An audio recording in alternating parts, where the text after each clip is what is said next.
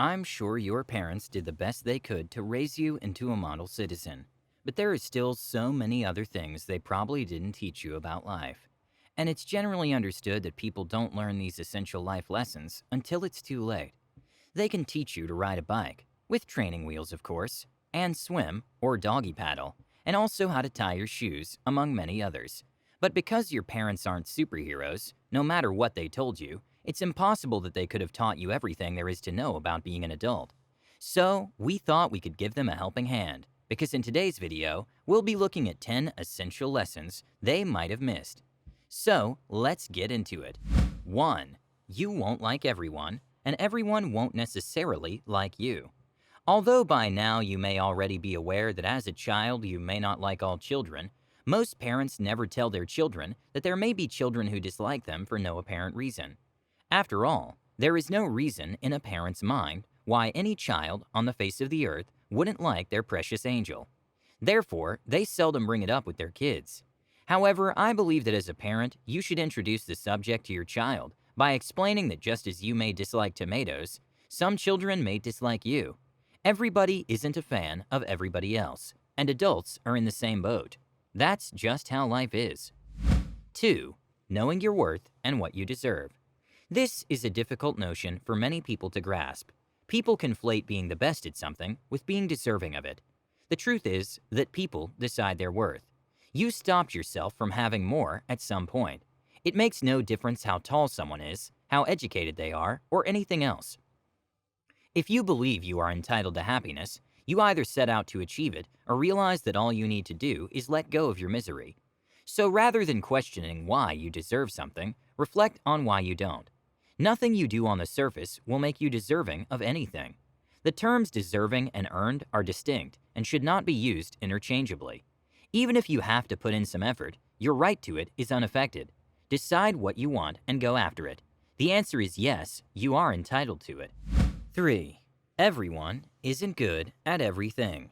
You will be good at some things and terrible with others, no matter how hard you try. You will know some things you're good at and some things you aren't, probably by the time you're in high school. Parents understandably want their young children to try everything, but they rarely explain the notion that no matter how hard their child tries to be good at something, they may not attain that lofty goal due to circumstances beyond their control. Adults, on the other hand, are well aware that there are some activities we passionately want to be good at, but aren't a natural fit for us. We aren't going to excel at some things, no matter how hard we try, and that's perfectly acceptable. There are many other things that you will realize you're good at over time. You simply have to keep trying and looking for them if you haven't found them yet. 4. Get brutally honest with yourself. Know who you are and what that implies. Taking personal inventory is a term used in 12-step programs. Make a list of your strengths, shortcomings, fears, desires, and what is preventing you from attaining your goals. When people try this for the first time, they may become disoriented. Many things can be discovered by asking yourself why. Examine why you're terrified of something, or why you haven't returned to school despite your desire. Whether you realize it or not, there is an underlying rationale for everything you do. Tell the truth about what's going on inside of you. Then, be open and honest about your plans for dealing with it. Take steps to overcome your fear of something. Discover the ways you self-sabotage yourself if you're not getting what you desire. It's fine to uncover aspects of yourself that you don't like, but you must decide what you will do about them. Many poor choices are made as a result of past disappointments and concerns. Watch your future unfold as you recover from these. 5. Life isn't fair. Sometimes bad things happen for no good reason. This is the difficult one that no parent likes to tell their child, but it must be said at some point. When your child's small fish dies or a friend's parent dies, it's difficult to know what to say. I suppose religion can provide some comfortable explanations for certain parents and their children, but I don't believe that the children find those answers as comforting as the parents do. Perhaps the best we can do is acknowledge that life isn't always fair. Things go wrong from time to time, but there is a lot more good in our lives, and we need to concentrate on it. After that, you get them a new fish, and life inevitably marches on. The things we don't talk about might sometimes become the bigger elephants in the room. There are already too many elephants in a young child's room. so it might be preferable to confront them head on to lessen their size and impact. But who's the wiser?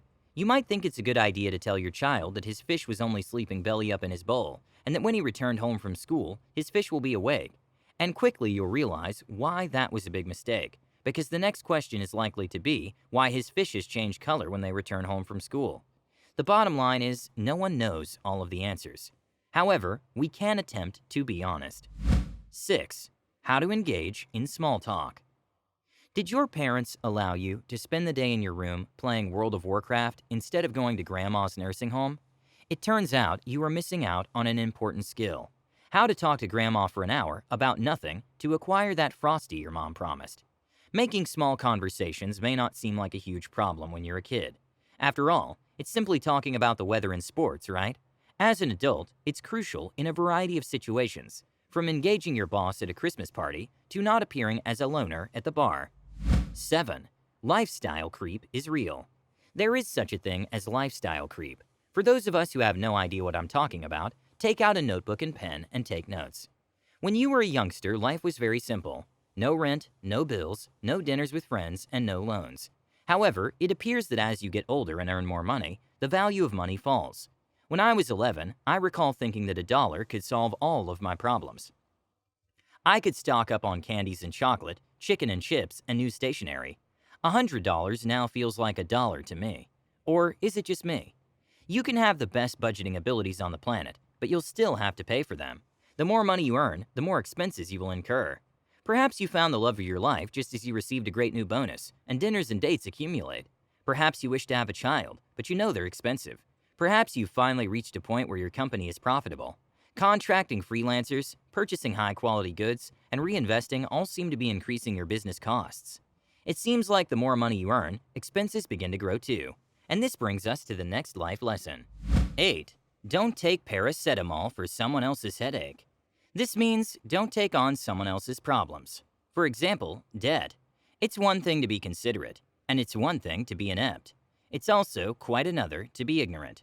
Don't be a fool. Before you get married, create a business with a colleague or friend, or co-sign a responsibility for someone else, think about it very hard. You're effectively taking some of their financial problems, and the consequences might be ugly if they're deeply in debt. If a buddy with a bad credit score defaults on a loan with you as a guarantor, it will look bad on your record. Getting married to someone who can't manage their credit card debt isn't going to be a happy ending when they're using your shared credit card to spend lavishly. If you start a business with a partner who doesn't understand the basics of running a business, you'll be bankrupt before you realize it. If you're asked to help someone else with their financial problems, you should proceed with caution. You see, you should never put yourself in the position of having to pay for the mistakes of others. 9. Letting go of negative people. It's not uncommon for people to feel obligated to hang on to toxic relationships. Negative relatives are frequently responsible for keeping people under their thumb. Do yourself a favor and realize that you owe no one anything. If you loved me, you'd put up with my unpleasant behavior is a good way for someone to get under your skin. However, the truth is that if they cared about you, they'd stop acting badly toward you. They could also be unaware of the harm that their actions are creating. Find out about pessimistic people by reading about them. There are a number of different kinds. They have a propensity to engage in undesirable habits. They may accuse you of behaving in ways they themselves do, or they may claim you're doing the identical things they do. That's why knowing who you are and what you're accountable for is critical. The rest is up to them. Be aware that you can't make others mad, or alter them in the same way you can't make them mad. Getting rid of bad influences in your life will make it easier in the long run.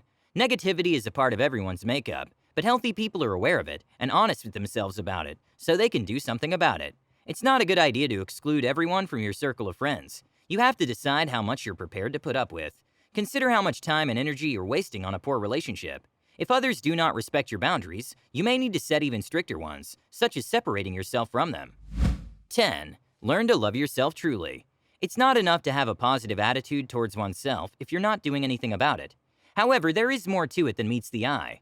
You treat yourself with respect, make sound decisions, eliminate self-defeating habits, and take a host of other positive actions. You set out to accomplish what you believed was best for you. Self-destructive behavior is a sign that you don't value yourself. The preceding procedures may have revealed the underlying reasons why you dislike yourself. The option is yours. As with everything else in life, step by step you can choose to accept and love yourself more. Begin right away. There are numerous lessons that our parents impart on us. Many of life's lessons are sadly not taught to children. These items are left for them to discover at a later date in their lives. Knowing these things ahead of time could save a lot of time. Please spend a few minutes reflecting on these 10 life lessons and making an internal appraisal of them. Which one are you currently putting into action in your life? Which one of the following could you begin practicing now to enhance your quality of life? Let us know with a comment down below. Well, thank you all so much for watching. I hope you've enjoyed and found value in this video. If you did, go ahead and give it a thumbs up. And if you're new here, welcome. And subscribe for more content like this. With that said, have a good day, and I'll see you all in the next one.